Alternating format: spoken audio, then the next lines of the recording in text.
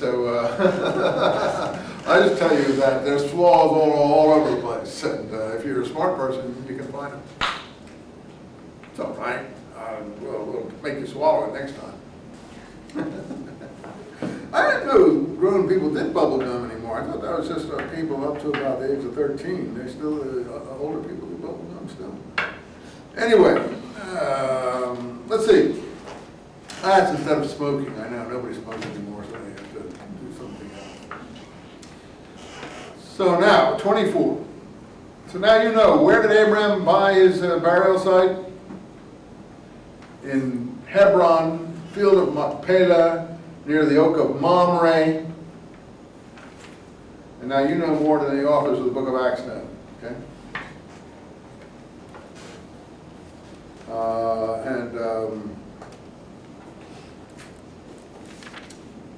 You're not going to make the same mistake that Stephen made. Now, I don't want to choose a wife from these people here. Abraham says his wife is dead. I don't want my son to marry the daughters of Canaanites. Take my son back to the old country. 24, 1 to 9. So the master took his master's camels. I think this Yahweh mentioned, but it's mostly God, I think, here. Again, this God, Yahweh thing, doesn't totally stand up here.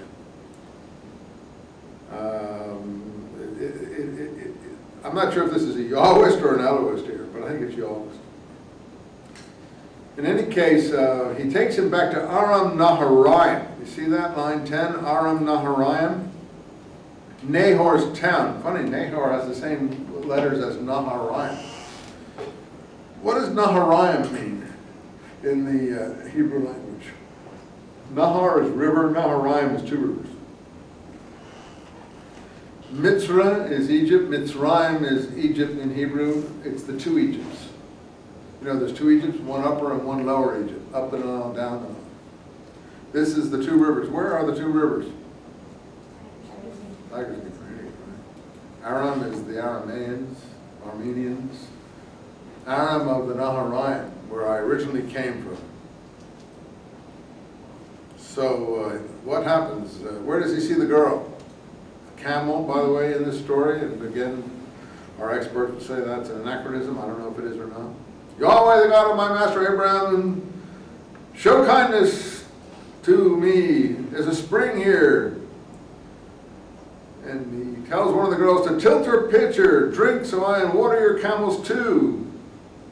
And I guess the God has told him that this is the one that will be the one if she says, you know, she gives him this sign.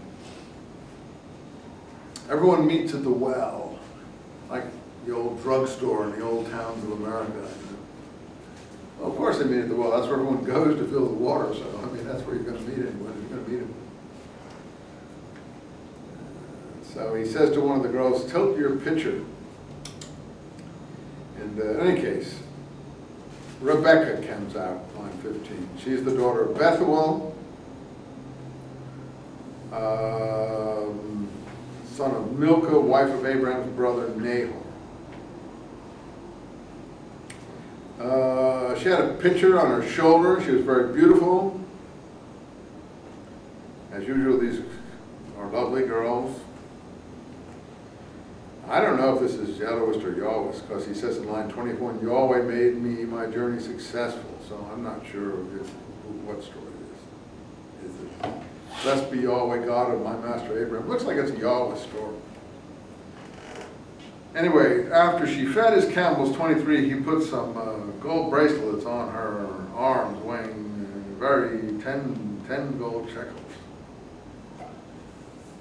In any case, the girl ran to the house and told her father what happened, and this guy's name was Laban, L-A-B-A-N, line 30.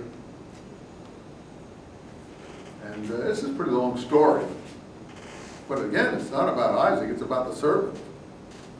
He tells them all about Abraham being rich, 35, and now he has this child, Isaac, and now he was told to come here. And he finds out that line 47 is a really long, wordy speech. We haven't had a speech this wordy in any of the stories, have we? So the servant gets the longest speech in the whole, I'm going to make a note of that. Servant gets longest speech in Genesis. Because I haven't ever seen a speech this long, have you? In any of the stories. They're always really quick. Anyway, now will you grant our request? We want this young girl as a wife for our Isaac. And Laban and Bethuel talk, and they say, this is from Yahweh. And they start to hesitate. Let me go back to my master, 55. Let the girl stay a few more days. And Yahweh is patient. Do not delay me. It's Yahweh who has made my journey successful. Let's see what the girl wants to do. So they call out the girl, they ask her, does she want to go? And she says she does. And that's the same way I think in the Rachel stories I recall. Anyway, these girls are very independent. They want to go. And there she gets this big blessing, 60. Sister of ours increased to tens and thousands. May your descendants gain possession of the gates of their enemy.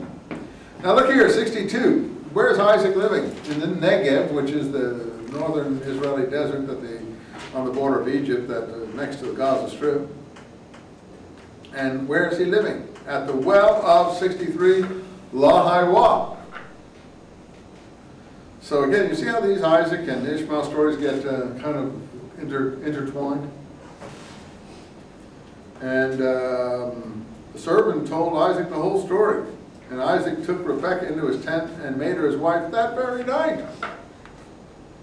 And so Isaac was consoled for the loss of his brother. Hey, that was a long story for the Oaks. But it basically comes down to Isaac gets a wife and is consoled for the loss of his mother.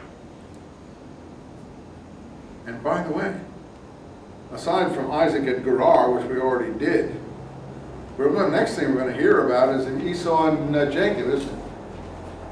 And Isaac is going to be an old man. So what do we know about Isaac's life besides the Isaac at Gerar story, which we've already heard about Abraham? Almost nothing. Let's go back here now. In between this, we get a little genealogy thrown in, 25, 1 to 6. Abraham has another wife. Most people don't know that. Her name is Keturah. And now we get a whole bunch of sons. So by the way, that Ishmael against his brothers, maybe that relates to this, you see. All these other brothers by another wife. That could be.